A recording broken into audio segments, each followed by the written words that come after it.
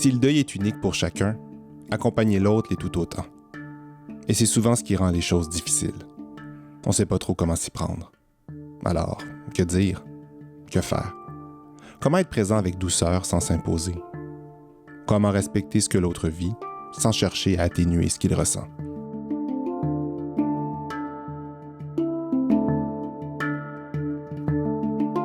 Les gens, quand ils essaient de t'aider, essaient de penser à ta place. Essaient de dire quoi faire. Puis c'est pas ça qu'on a besoin. Il y en a qui étaient plus catégoriques, plus ah ben là, ça fait 6 mois que tu es absente du travail, tu sais. Moi, j'ai vécu un deuil, puis je suis revenue travailler. Naturellement, je me suis éloignée d'eux. Je n'ai pas eu de personnes qui me disent « Mais tu vas pas... Tu es en train de jouer dans ton malheur, puis de te creuser un trou plutôt que de t'en sortir » ou des réflexions comme ça. Moi, j'ai pas eu ça. C'est probablement parce que personne parle de la mort, apprend ce que c'est que la mort, que personne n'en parle, puis que personne veut y aller, puis on tourne en rond là, sur le sujet. Là. Si parler de la mort nous met souvent mal à l'aise, c'est peut-être parce qu'on ne sait pas comment accueillir la souffrance de l'autre. On veut soulager, alors on rassure, on propose des solutions. On tente 1000 choses, sauf peut-être la plus essentielle, écouter. Et pourtant, c'est souvent par là que tout commence. Écouter sans juger, sans chercher à combler le silence. Parce que savoir écouter, ça peut tout changer.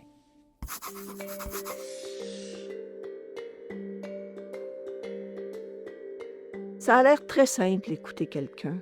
Mais dans les faits, on n'est pas toujours les meilleurs pour écouter. Imaginez que vous êtes en souffrance et que moi, qui vous aime beaucoup, puis que j'aimerais ça que vous arrêtiez de souffrir, je vous dis « Fais-toi-en pas, ça va être fini dans quelque temps. » C'est quoi le message que moi je reçois? Je reçois le message que ce que je vis aujourd'hui n'est pas important, qu'il faut juste que je pense à ce que je vais vivre dans 6 mois. Mais dans les faits, c'est aujourd'hui que j'ai mal. Puis c'est pas parce que les gens sont pas fins, c'est parce que les gens savent pas quoi dire. Personne sait quoi dire. Ma première réaction, ça serait de dire à cette personne-là « Tais-toi. » Le plus souvent possible, ne dis rien. Ne fais qu'être être très présent par tes yeux, par tes gestes, mais d'abord, ne dis rien. Pas essayer de la structurer ou l'encadrer. C'est pas une équation mathématique. Le fait d'être entendu dans cette phase de vie, je pourrais dire, aide la personne en deuil aussi à s'accueillir plus fragile, plus vulnérable. Et ils ont besoin de temps pour trouver le chemin à l'intérieur de soi, pour nommer avec précision c'est quoi je vis. Parfois c'est clair, d'autres fois ça l'est moins. Puis qu'est-ce qui fait qu'ils sont capables de nommer, d'aller chercher? C'est votre écoute. Mon copain, il était très, très, très, très à l'écoute, sans pression, sans jugement, parce que lui venait de vivre le deuil de son père 5 ans plus tôt. Puis c'est une personne très sensible. Mes amis, j'ai des amis proches, eux autres ils m'ont aidé, ils m'ont soutenu. Parce que quand l'émotion monte, ils me disent « Laisse-toi aller, Louise, laisse-toi, il faut que ça sorte, tu sais. » Être bien entouré peut tout changer pour une personne endeuillée. Mais ça peut être aussi un grand défi pour celle qui accompagne. Accompagner, c'est pas seulement être présent. C'est accueillir, écouter, rester attentif. C'est reconnaître que pour faire face à la souffrance de l'autre, il faut aussi savoir s'écouter soi-même et reconnaître ses limites. Accepter de partager cette souffrance-là, ça demande un très grand cœur. Et une des raisons pour lesquelles on évite le sujet, ça peut être parce qu'on doute de notre capacité à partager la souffrance. C'est sûr que pour faire ça, pour écouter une personne en deuil, il faut d'abord se déposer soi-même à l'intérieur de soi. C'est qu'il faut ouvrir son cœur à l'autre, à sa différence.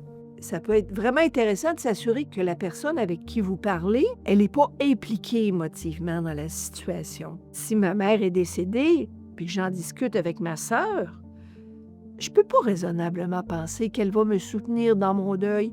Elle a le sien à vivre. Revenir à la maison, ruminer mon petite affaire, parler avec chérie, aller voir ma fille. C'est probablement par souci de vouloir les épargner. Ma fille a son propre deuil à vivre, donc là, Puis mon chéri, lui, il vit ça de sa façon aussi. Mais en commençant les rencontres de groupe, là il y avait du monde là, qui était sur, curieusement, la même longueur d'onde que moi. Et c'est là où j'ai découvert le bien d'en parler. Vivre un deuil, c'est déjà éprouvant. Le vivre tout en essayant de soutenir les autres peut rapidement devenir difficile à tenir. C'est là qu'on réalise que parfois, on ne peut pas faire ça seul. On a besoin d'un endroit pour déposer ce qu'on porte. Un lieu neutre, une écoute extérieure.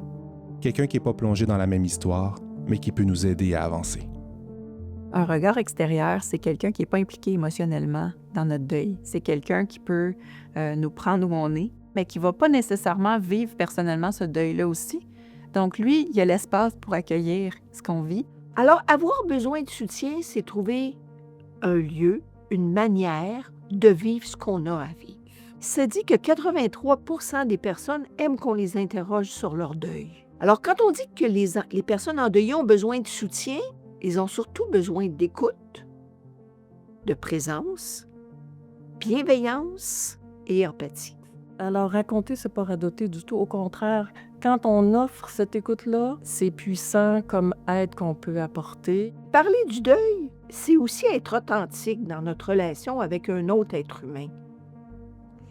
Parler de son deuil avec quelqu'un qui nous écoute, c'est sentir qu'on a le droit de vivre ce que l'on vit et qu'on est accepté pour ce que l'on vit.